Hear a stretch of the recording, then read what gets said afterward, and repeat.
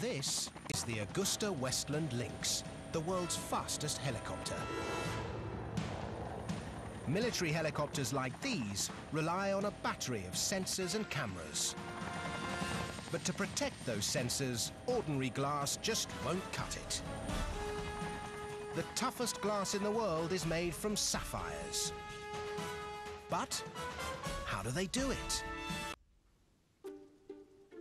Highly prized gemstones. Their rarity means a natural sapphire the size of a pea will set you back over $2,000. And even for an expensive military helicopter, that's pretty pricey. Good job we've found a way to give Mother Nature a helping hand. 80 kilometres south of Perth, on the edge of the Australian outback, lies the Huntly Mine, the world's largest bauxite mine. This mine produces over 20 million tonnes of bauxite ore a year.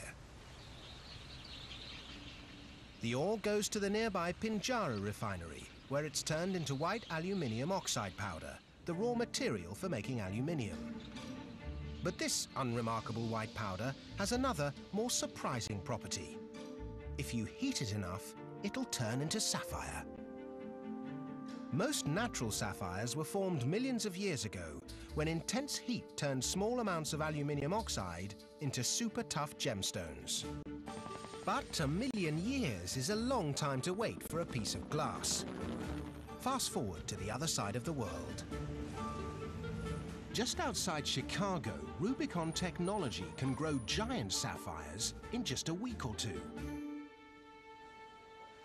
They start by pouring up to 200 kilograms of crystallized aluminium oxide, or alumina, into a furnace heated to 2,200 degrees Celsius, half the temperature of the surface of the sun.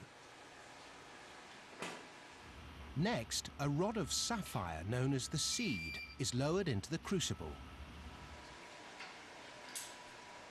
In the heat of the furnace, the alumina melts. Then the operator very carefully begins to reduce the temperature in the furnace. As it cools, the molten liquid begins to crystallize around the seed. It can take 14 days for the sapphire to grow in this way.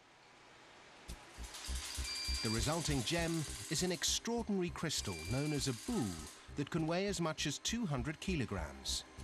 And it's totally colorless because it's totally pure sapphire. Blue sapphires get their color from metal impurities like iron and chromium. This giant gem might not impress your beloved if you put it on the end of her finger. It might actually crush her finger. But it's a perfect building block for anything that needs super tough glass. But whether it's headed for a chopper, a laser, or a watch face, it needs to be crystal clear. First, you have to carve up the super tough boules. They begin by marking up cores of different sizes on the crystal. But carving up the second hardest mineral on the planet is far from easy. The obvious solution is the hardest mineral on the planet, diamond. Spinning at 1500 RPM, a drill bit with a diamond-coated tip carves its way through the sapphire, cutting cylinders out of the boule as though it were coring an apple. Until only a shell remains to be melted down and used again. The crystal cores look like props from Superman's Arctic hideaway. But they don't stay this way for long. To make sections of perfectly clear glass, the sapphire core needs to be sliced like a stick of salami. Each wafer needs to be just 1 millimeter thick.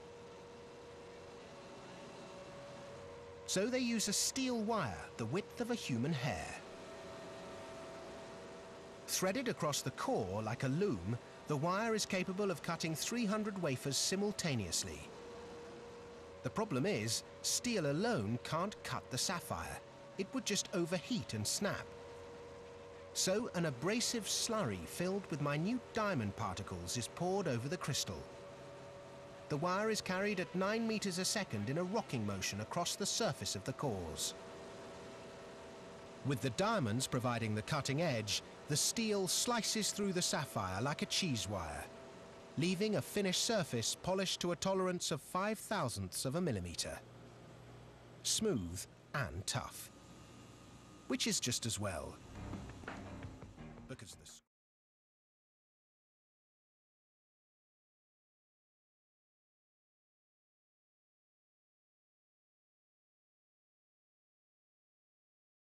on a chopper's